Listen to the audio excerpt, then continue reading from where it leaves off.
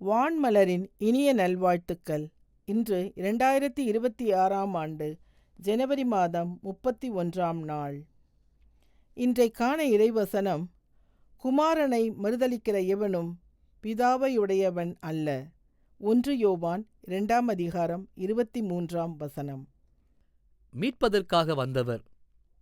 ஒரு இளைஞர் வேலை தேடிக் கொண்டிருந்தார். அவருக்கு ஒருவர் சிபாரிசு கடிதம் கொடுத்து, இதை இன்னாரிடம் கொண்டு போய் கொடு, நிச்சயம் உனக்கு வேலை கிடைக்கும் என்று சொன்னார்.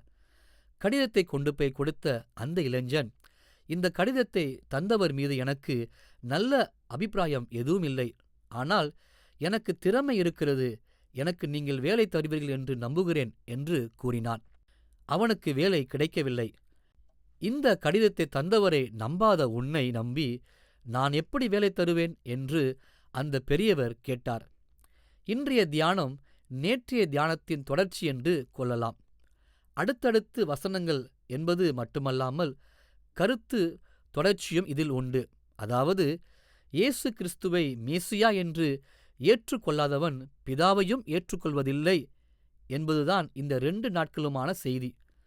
யோவான் ஆதிகால திருச்சபை மக்களுக்கு இந்த விசுவாச உறுதி சார்ந்த செய்தியை அடிக்கடி கொடுத்து கொண்டே இருக்கிறார். இயேசு சாதாரண மனிதர்தான், மேசியா அல்ல என்ற கருத்து உருவாக்கம் அந்த காலத்தில் பலரிடம் நிலவியிருந்தது. மனுக்குல மீட்பு என்பது கடவுள் மீது, கடவுளின் குமாரன் மீதும் நாம் வைக்கிற விசுவாசத்தால் உண்டானது என்பதே யோவான் வலியுறுத்தும் செய்தி. நம்முடைய பாவ மன்னிப்பு, மீட்பு இவை இயேசுவின் வழியே நமக்கு கிடைத்தவை. இயேசு பிதாவால் அனுப்பப்பட்டவர். எனவே நமக்கும் பிதாவுக்கும் இயேசு கிறிஸ்துவுக்கும் இடையான தொடர்பு மிக மிக முக்கியமானது. இயேசுவில் மட்டும் நம்பிக்கை வைப்பதையோ அல்லது பிதாவை மட்டும் ஏற்றுக்கொள்வதோ முழுமையான விசுவாசம் அல்ல. இயேசு மனிதனாக இவ்வுலகுக்கு வந்தார் என்பது எவ்வளவு உண்மையோ அவ்வளவுக்கு அவர் கடவுளின் குமாரனாக வந்தார் என்பதும் உண்மை. இந்த வரவிற்கு காரணமாக அமைந்தது மனிதர்களது பாவம். நம்மை பாவத்திலிருந்து மீட்பதற்காக வந்த இயேசுவை, அவரை அனுப்பிய பிதாவை நாம் சந்தேகப்படும் பொழுது நம்முடைய விசுவாச வாழ்க்கை பலவீனம் ஆகிறது. எனவே விசுவாசத்தில் உறுதிப்படுவோம், திருவசனங்களை ஆழ்ந்து படிப்போம். ஆண்டவரில் நிலைநிற்க ஆவியானவர் நமக்கு உதவட்டும்.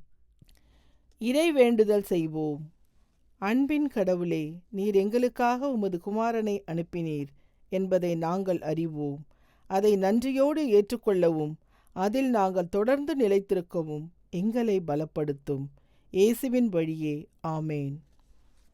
இன்றைக்கான கேள்வி, எவைகளை ஆழ்ந்து படிப்போம்? எவைகளை ஆழ்ந்து படிப்போம்? கேள்விக்கான பதிலை கீழ்க்கண்ட எண்ணுக்கு SMS அல்லது வாட்ஸ்அப்பில் அனுப்பவும். 9841809796.